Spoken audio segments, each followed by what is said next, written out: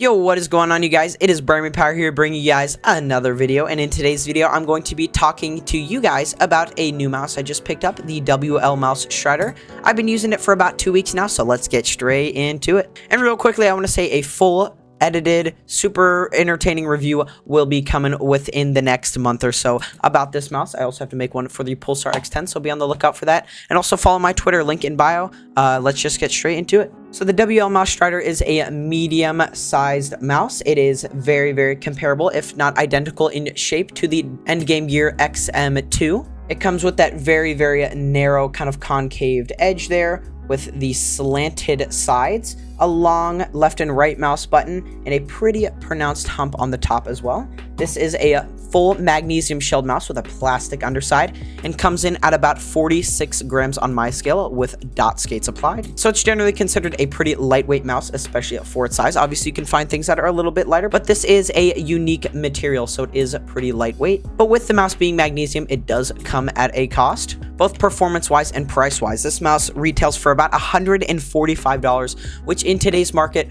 when you can get something from ATK that's going to perform just as well, is an impossible pill to swallow, in my opinion.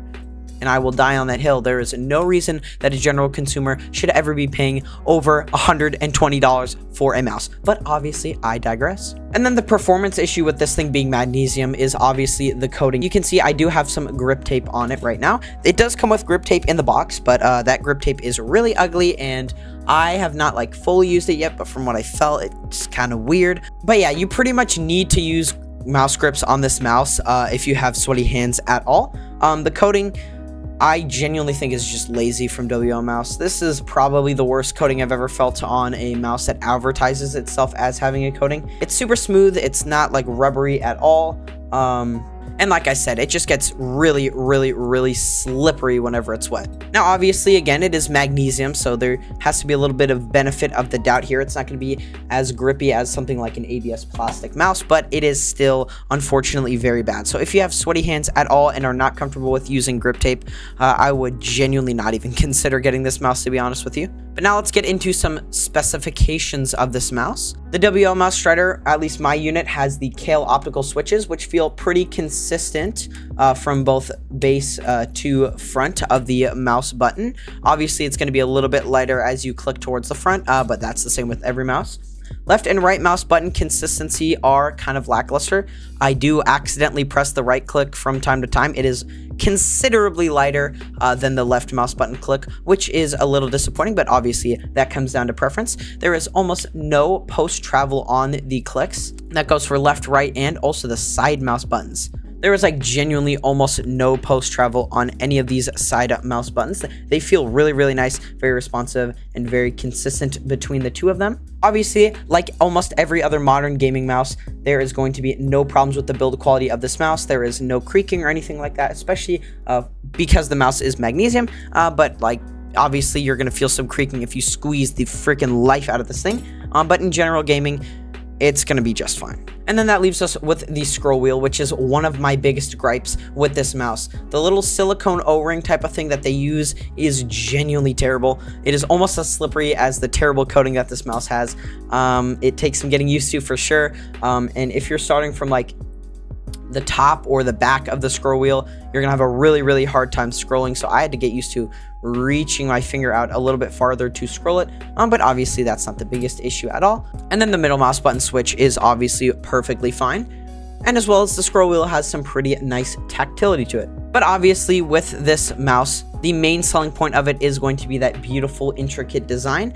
This mouse comes in 4 colorways. There is a black colorway, a gold colorway, a white colorway, and obviously the one I chose, the purple colorway, in my opinion, the best one. But with this design does come a matter of flaws. Obviously, the holes in the back, they're not a big deal. Your palm's going to be there. You're going to barely feel it. But on the sides here, these holes, these 3 holes at the bottom specifically, are genuinely terrible.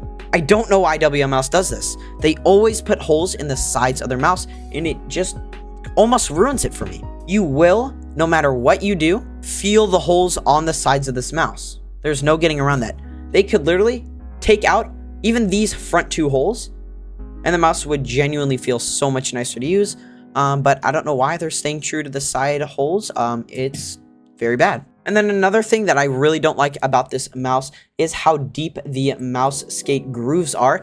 It makes this mouse pretty difficult to use with dot skates, especially if you're using a soft mouse pad. You can really only use this thing on firm to mid pads, which is really disappointing. I don't know why so many companies do that, but it's especially apparent with the Strider. And of course, the biggest issue with this mouse is it being $145, which is insane for a mouse in today's market. So my final thoughts and recommendations for this mouse are, if you really want to get into WLMOUSE, you think it's an interesting brand, you like magnesium mice, and you're coming from like an XM2 or if you're coming from like an XM2 or a different super claw grip style mouse, you might find yourself enjoying this mouse. But for people that either use palm grip or fingertip grip, or even if you just want to get something a little bit cheaper, I just cannot recommend this mouse. I like it. For me, it's great. I love the shape of this mouse, but obviously that is very subjective, and I just genuinely hate the coating of this mouse.